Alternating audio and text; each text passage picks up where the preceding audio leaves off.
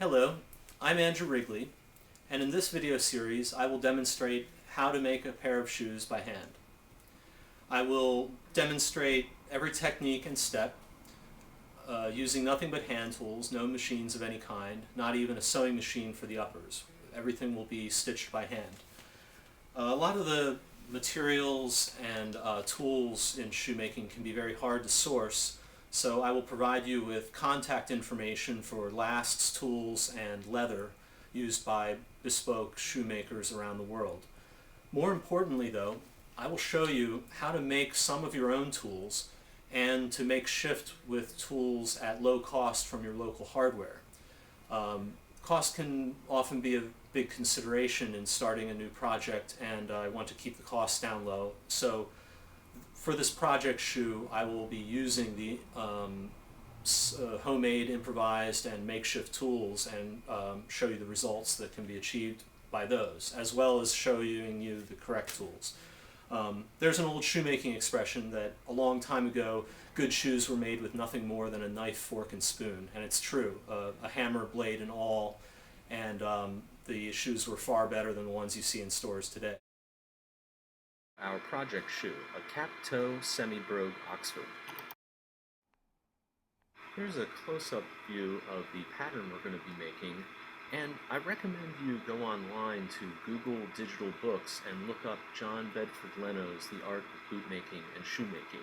It's a great compendium of information and will greatly assist you in your studies.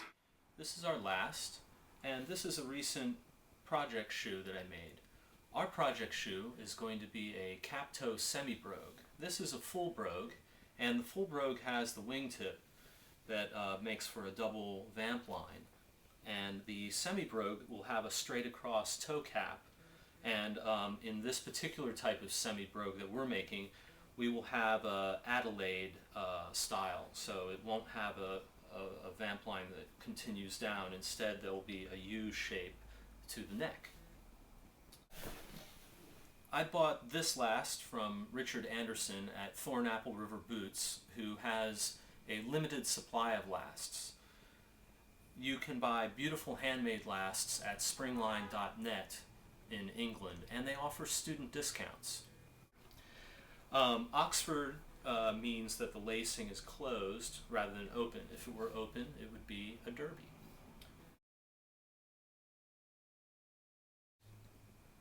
The joint line, the vamp line, and the toe cap are places to begin in making your pattern. To find the joint line, you can set the last down on a flat surface, and where the curve touches on both sides, you can mark, and that is the joint line. And you can set a piece of string across it and draw a line.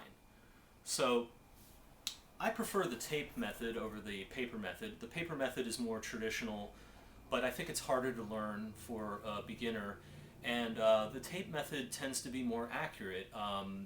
It maintains fidelity to the form of the last. So we're going to tape this last up, 3 layers of tape, and then start sketching out the designs on it. A couple quick notes. This boundary line where the vamp meets the facings is important. It tends to be about 70 millimeters, 65 millimeters long, enough for 5 holes. And the last is designed to accommodate facings that come up about the same height every time. Also, the outer and inner parts of the opening are asymmetrical due to the fact that your ankle bone is on a slant. And again, you should observe your own foot and also go online and look at good shoe websites that have fine examples to get a feel for the proportions. All right.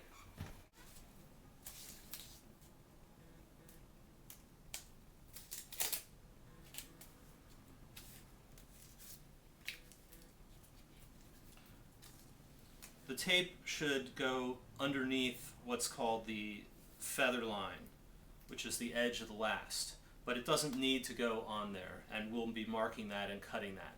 But the tape should go just enough to go over the feather line. So I'll tape this up and show you the next step. Here is the last with 1 layer of tape on. You have to put a total of 3 layers to make it strong so that when you remove the pieces of the pattern, they don't tear. So we'll continue on doing a neat job of taping. I've put 3 layers of tape over the last now. It's very firm, and I've drawn out the pattern lines.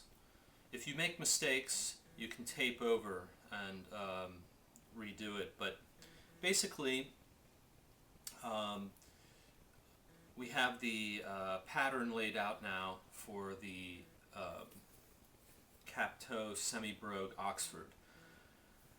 You might notice a difference between these two. The facings have a yoke in the throat that's U-shaped, whereas the vamp line of this one continues down. This is called an Adelaide pattern. So there's no vamp line that continues down here, it stays up here. It's a very nice pattern. It's traditional, one of the traditional patterns, and I like it very much, and that's what we'll do for our project shoe. And the way you construct this is you do the bottom line of the Adelaide throat to match up where it would be if it was a regular vamp line, only you stop right there and continue up. A really good idea would probably be for you to look at other fine shoes online at places like John Lobb, Edward Green, W.S. Forster, G.J. Cleverly, Gaziano and Gerling, and Perry Ercolino. They're shoemakers who really value tradition and have not deviated from the origins of the design very much.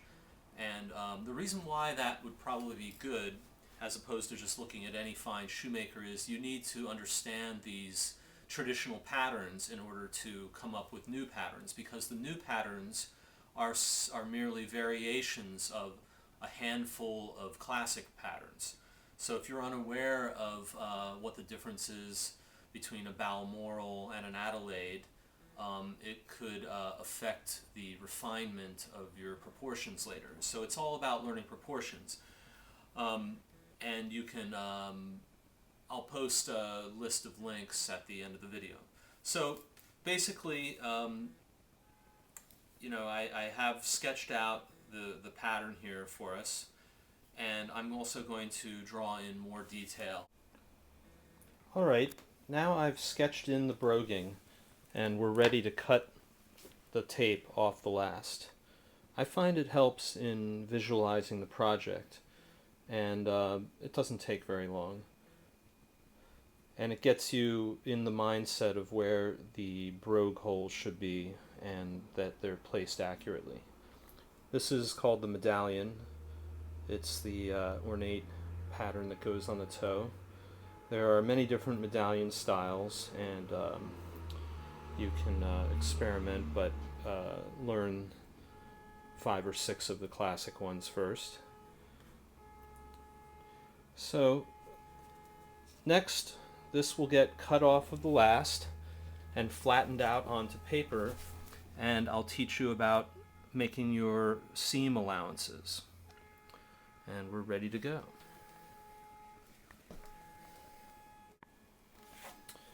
One other important detail, you might notice that the gap between the facings seems a little bit wide, and there's a reason for this.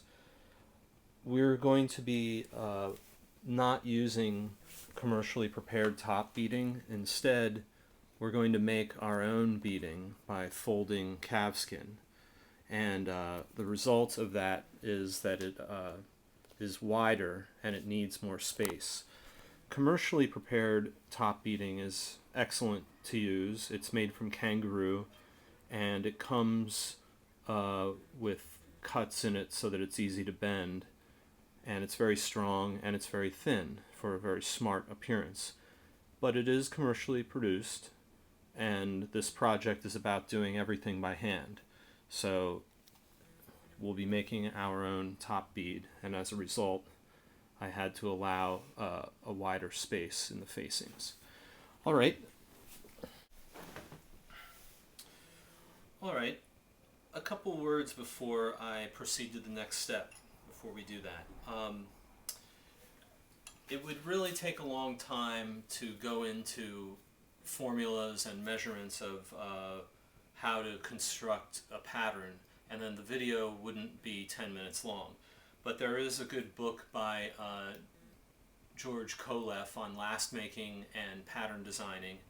But I just thought I would tell you a few basic measurements to give you an idea of how this worked out on a 9.5E last. The toe cap line is about 62 millimeters back from the bottom of the last. The lower side of the opening is about 43 millimeters from the bottom of the last, perpendicular, and the higher inside part of the opening is about 48. So there's a 5 millimeter difference. And I expect that lasting it will probably come down 2 millimeters a little bit, just from the stretching and just because it tends to happen that way. So I take that, I keep that in mind. All right, so one other thing, you can use a coin as a guide to create the curve at the top of the facings.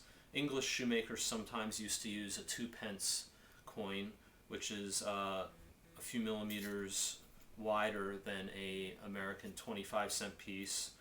25-cent piece is 23 millimeters, so you could make a circle with a diameter that's maybe 26, 27 millimeters, and then that might help. But that can be your decision for how you want the shoe to look. All right, on to the next step. Well, we've cut out the tape from the last now, and this is a pattern for a tongue that will also need to be made. Very simple pattern. It fits on the shoe like that. So here is our upper and the tongue, only they don't have allowances. Now, if you'll notice, this piece of leather of the vamp goes underneath the toe and is sewn there. So we need to allow for extra leather. So if it's a single row of stitching, around 7 millimeters is plenty. And if it's a double row of stitching with broguing, then you need a bit more, about perhaps 12 millimeters. You need to add an allowance of approximately 35 millimeters all the way around to give you leather for your pulls when you're lasting and putting the nails in. That excess leather will be cut off, but you need it to make the shoe.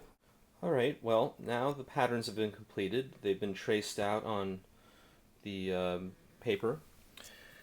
Always make sure to label and date them and write whether it's the right or left last that you've used, and then for the other foot we're merely turning the pattern over. You might be asking yourself, what are those lines right there? What they're for is for putting my leather pen through and tracing a guideline, so when I'm fitting the pieces of leather together I get them registered properly. So that will show me how to fit everything. So that is essentially it, and we will be moving on to clicking and skiving, covered in our next segment. So I apologize for the production value not being higher. It's my first video. But I hope it's been of some help to you in your first shoemaking project. So, see you for the next segment, clicking and skiving, and this is Andrew Wrigley, and hope you have some enjoyable time shoemaking.